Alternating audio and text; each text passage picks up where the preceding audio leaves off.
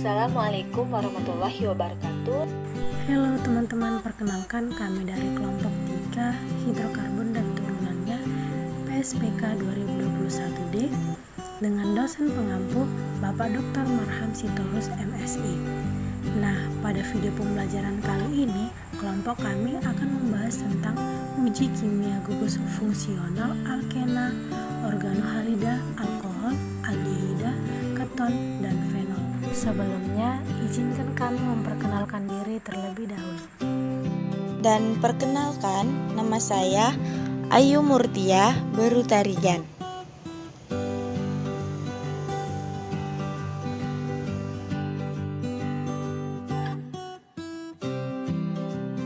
Perkenalkan, saya Cindy Claudine Tampu Bolon dengan NIM 4213131064 PSPK 2021D.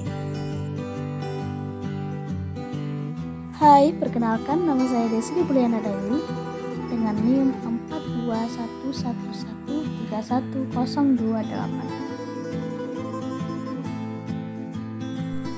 Pengertian dari gugus fungsi. Gugus fungsi merupakan bagian molekul yang mempunyai kereaktifan kimia. Senyawa yang mempunyai gugus fungsi sama akan mengalami reaksi kimia yang sama. Selanjutnya adalah aturan tata nama gugus fungsi. Senyawa dengan gugus fungsi yang sama, maka akan lebih mudah menggunakan rumus umum untuk senyawa-senyawanya. Sebagai contoh, etana merupakan senyawa alkana yang mempunyai rumus molekul CH3CH3. Pada senyawa ini hanya mempunyai ikatan CH. Rumus umum untuk alkana dituliskan sebagai RH, di mana R menyatakan gugus alkil.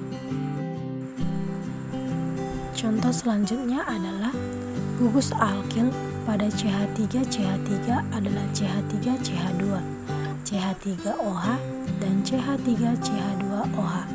Merupakan contoh senyawa alkohol yang mempunyai gugus fungsi OH, sehingga rumus umum untuk alkohol dituliskan sebagai ROH, di mana pada CH3CH2OH gugus R atau gugus alkilnya adalah CH3CH2.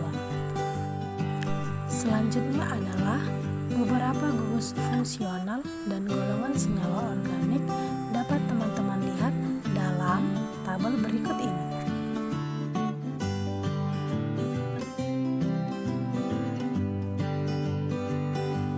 Yang pertama kita akan membahas alkena. Alkena adalah senyawa hidrokarbon tak jenuh yang memiliki ikatan rangkap 2 pada rantai karbonnya. Sifat-sifat dari senyawa alkena yaitu senyawa ini memiliki massa jenis yang lebih kecil dari 1 dan titik didihnya selalu bertambah tinggi sebanding dengan meningkatnya jumlah atom karbon yang berikatan tunggal. Jika kita lihat dari reaksi kimianya, senyawa alkena bisa menghasilkan karbon dioksida atau CO2 dan air atau H2O ketika senyawa alkena ini mengalami proses oksidasi. Senyawa alkena juga bisa menghasilkan adisi atau pemutusan ikatan rangkap apabila senyawa alkena berkontak dengan senyawa H2, halogen, dan asam halida. Proses adisi itu akan mengubah senyawa alkena menjadi senyawa alkana dengan sifat yang baru. Senyawa organohalogen sering disebut sebagai halida organik. Alkyl halida merupakan senyawa hidrokarbon yang salah satu atom hidrogennya digantikan oleh atom halogen yang terikat pada atom karbon yang berikatan tunggal. Alkyl halida memiliki rumus umum yaitu Rx, di mana R dapat berubah gugus alifatik dan gugus aromatik, sedangkan untuk X merupakan halida atau unsur-unsur halogen, yaitu fluor, klorida, brom, dan iodin. Beberapa contoh alkyl halida yaitu yang pertama ada iodium dengan rumus molekul CH-Cl3 dan rumus strukturnya sebagai berikut. Yang kedua, ada karbon tetraklorida dengan rumus molekul CCl4 dan rumus strukturnya adalah sebagai berikut. Selanjutnya ada kloroform dengan rumus molekul CHCl3 dan rumus strukturnya sebagai berikut. Penggunaan alkil halida dalam kehidupan sehari-hari berdasarkan jenis alkil halidanya. Yang pertama ada iodoform. Iodoform ini biasanya digunakan sebagai antiseptik pada luka. Yang kedua ada karbon tetraklorida. Tetraklorida biasanya digunakan sebagai pelarut senyawa-senyawa nonpolar dan pembuatan senyawa-senyawa fluorid. Yang terakhir ada kloroform.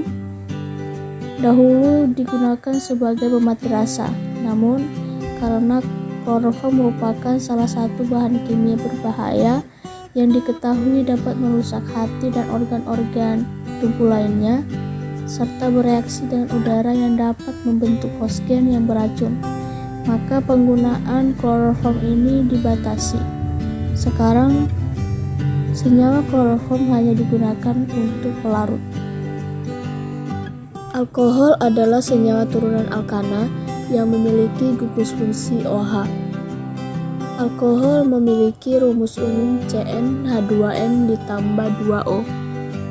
Selanjutnya sifat-sifat dari alkohol, yaitu sifat fisik dan sifat kimia.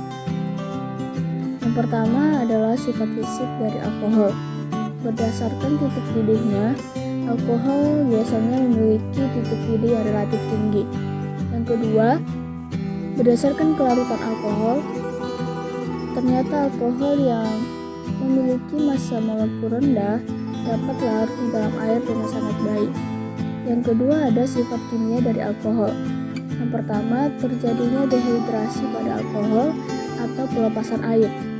Ini biasanya terjadi apabila asam sulfat pekat berlebih itu dicampur di dalam alkohol, lalu dipanaskan pada suhu 180 derajat Celcius. Yang kedua, oksidasi pada alkohol bisa menghasilkan senyawa aldehid, asam karboksila, atau keton. Ini tergantung pada jenis alkoholnya saja. Selanjutnya, reaksi alkohol dengan natrium dan kalium. Ini bisa dilakukan dengan cara alkohol kering yang tidak mengandung air dapat direaksikan dengan logam natrium maupun kalium, sehingga reaksi yang terjadi adalah atom H dari gugus OH digantikan dengan logam tersebut sehingga terbentuk Na alkohol. Penggunaan alkohol di dalam kehidupan sehari-hari berdasarkan jenisnya, yaitu yang pertama ada metanol. Alkohol jenis ini bermanfaat sebagai bahan pelarut, bahan pembuatan plastik, sampai dengan bahan pembuatan pupuk. Yang kedua, ada etanol. Alkohol jenis ini sebenarnya digunakan di dalam minuman yang beralkohol,